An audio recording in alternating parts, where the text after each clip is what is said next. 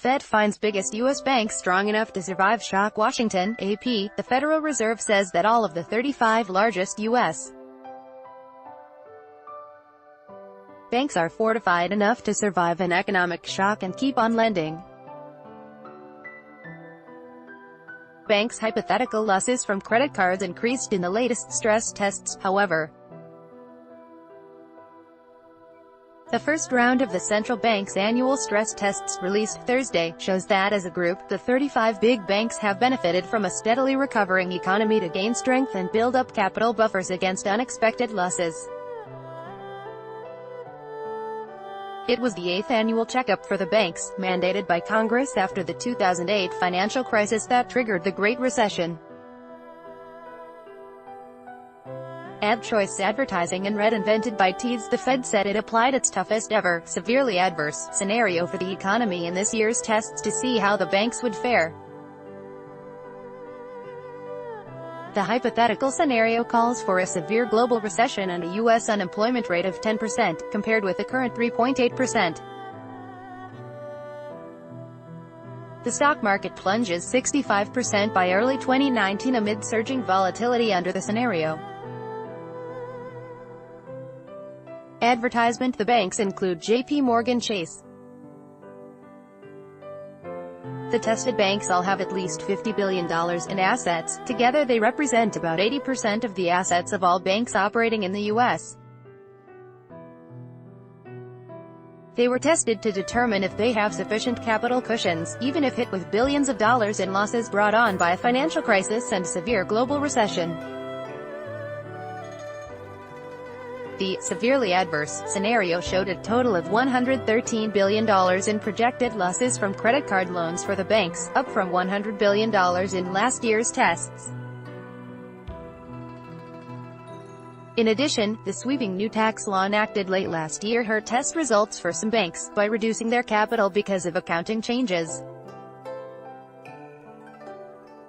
Those were one-time declines, Fed officials said. Some banks also lost some tax benefits under the law, reducing their capital in the tests. Overall, despite the tougher test scenario and the impact of the tax law, the hypothetical capital levels of the banks are higher than the actual capital levels of large banks in the years leading up to the most recent recession. Fed Vice Chair Randall Quarles, who is the central bank supervision chief, said in a statement. Advertisement. It was the third straight year that all the banks tested showed the minimum levels of capital. The tests were mandated by Congress in the wake of the crisis that plunged the U.S. into the worst economic downturn since the Great Depression of the 1930s. They were designed to restore badly shaken confidence in the U.S. financial system. During the crisis, the government created a $700 billion bailout fund to stabilize hundreds of banks, large and small, across the U.S.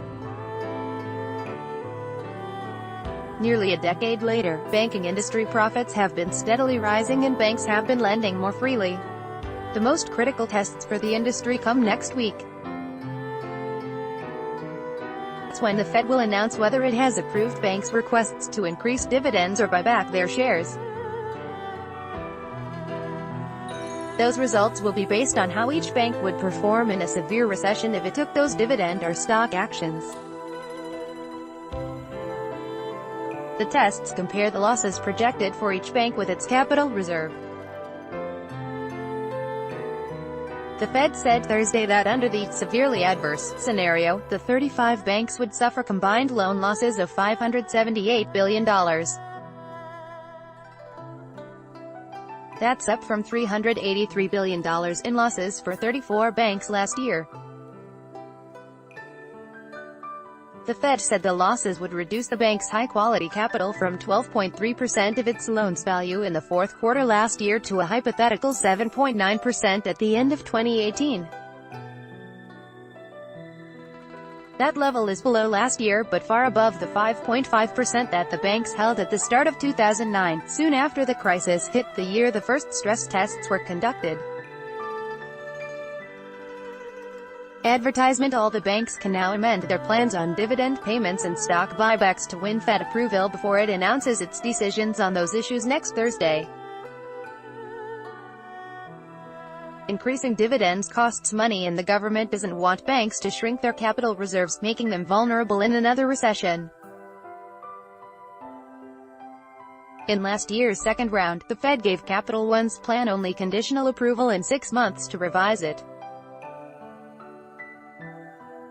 But the bank was still allowed to return profits to shareholders with dividends. All the other banks received a full green light to raise their dividends and buy back shares, and most of them quickly signaled their plans to do so. The banks tested by the Fed are Ally Financial, American Express, Bank of America, Bank of New York Mellon, Barclays, BB, Bancorp, and Wells Fargo. By Taboola Sponsored links Promoted links you may like.